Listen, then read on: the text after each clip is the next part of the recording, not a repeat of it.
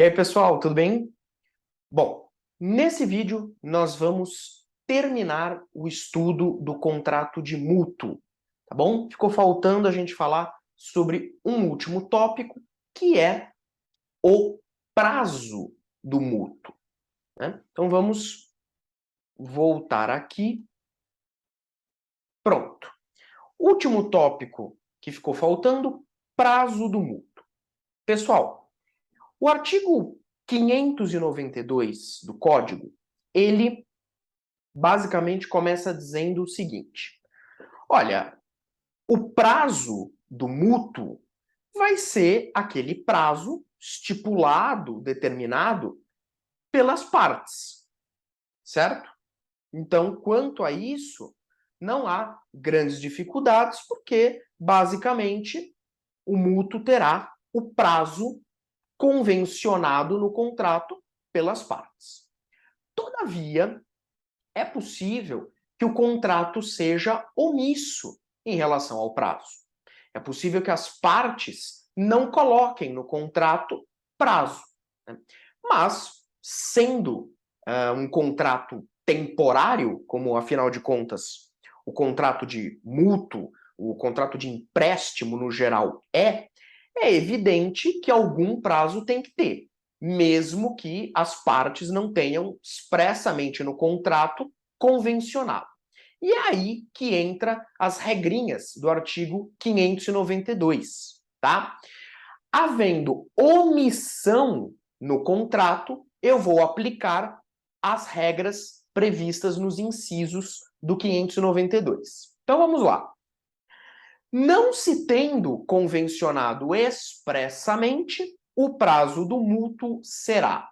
Então é aquilo que eu disse. O artigo começa falando que, em regra, o prazo do mútuo é aquele ajustado pelas partes.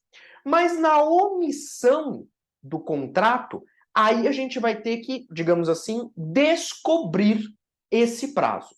Então o artigo trabalha com três hipóteses, com três situações. Inciso 1. Até a próxima colheita, se o mútuo for de produtos agrícolas, assim para o consumo como para semeadura. 2. 30 dias, pelo menos, se for de dinheiro. E 3. Do espaço de tempo que declarar o mutuante, se for de qualquer outra coisa fungível. Então vamos lá. Sistematizando essas informações, a gente consegue visualizar três hipóteses, três situações que variam de acordo com o objeto do contrato.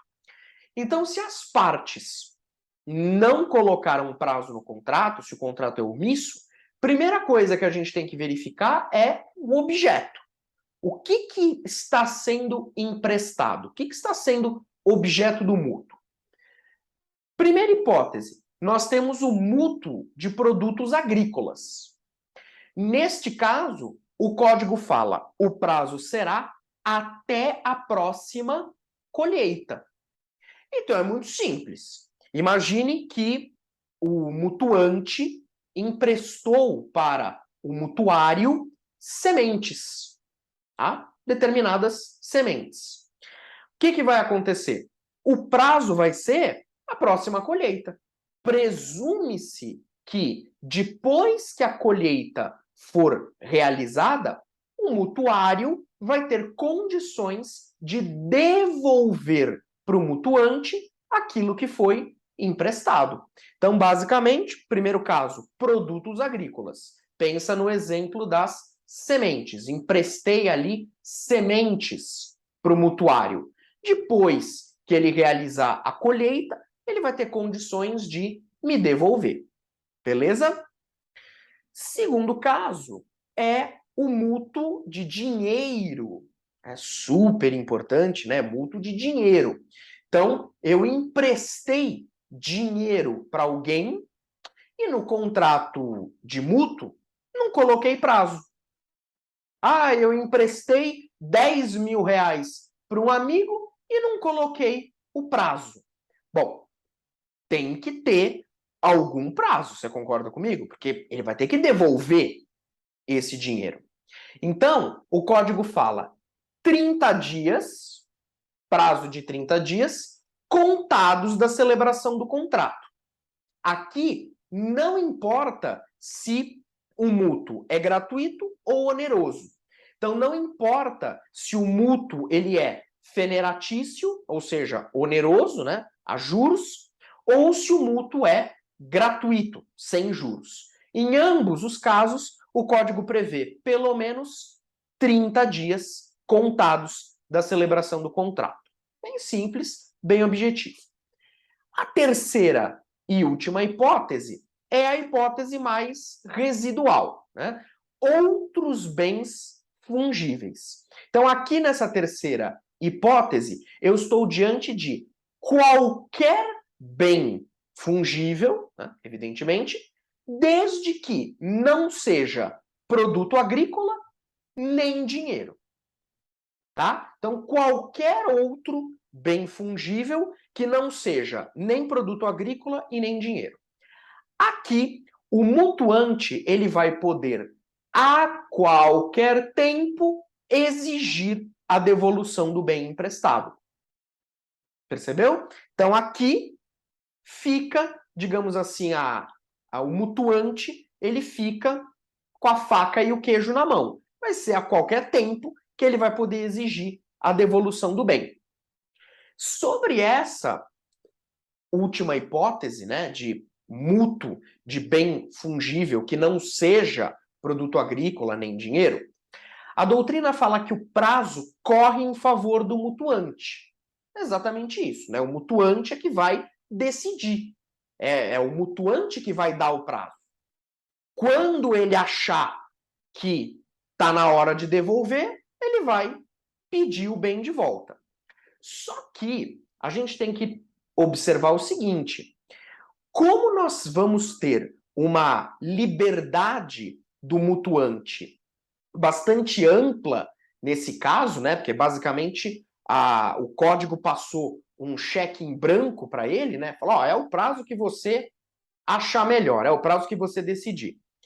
É possível que, a depender da situação, o juiz aumente o prazo dado pelo mutuante, se as circunstâncias fáticas demonstrarem que o prazo é insuficiente.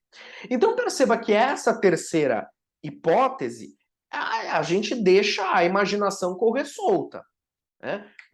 Aí o mutuante ele também vai ter que ter um pouco de bom senso no sentido de dar para o mutuário um prazo minimamente razoável, né? Um prazo minimamente adequado, a depender do negócio, a depender do bem emprestado, da finalidade, enfim, aí uma série de variações podem ocorrer.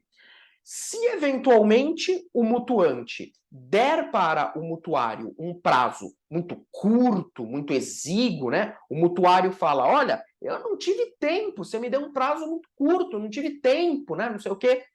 Pode o juiz aumentar esse prazo dependendo das circunstâncias fáticas. Tá bom? E para fechar, último detalhe: prazo prescricional.